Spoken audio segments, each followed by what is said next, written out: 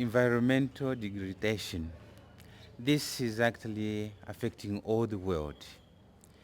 In Zambia, our old people used to tell by observing the moon when the rains will come, when the rains will go.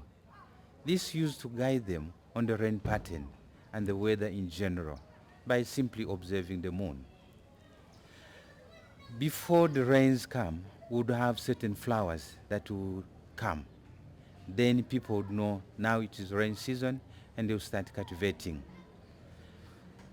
We used to cultivate, then when you cultivate you have to plant.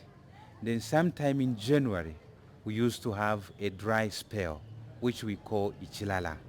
That's the rains have gone to sleep so that people are able to weed. Nowadays we have a different pattern. Trees have been cut or are being cut in order to make charcoal, which is used as fire in order to cook, because most of households do not use electricity for cooking but use charcoal for cooking and warming during the cold season. We have two seasons in Zambia, that is the dry season and the rain season. In between we have a shorter period which is the cold season. Most of our lives depend on the rain season because this is where we get the rains to water our fields so that we have food. We also have a lot of fruits, a lot of mushrooms. Now because the trees are being cut, we have fewer of these items. The forests are being destroyed.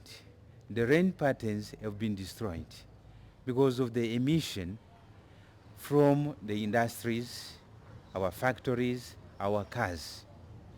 We have a problem. In certain areas, we have no rain at all. Whilst in other areas, we have plenty of rains or floods.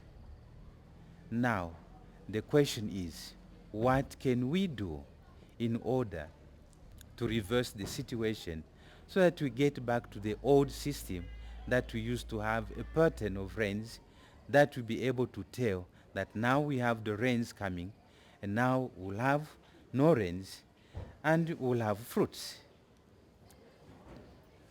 I wish to state that people have to come together so that we are able to fight this problem, because we are the ones who have created this problem of drought and floods in certain areas.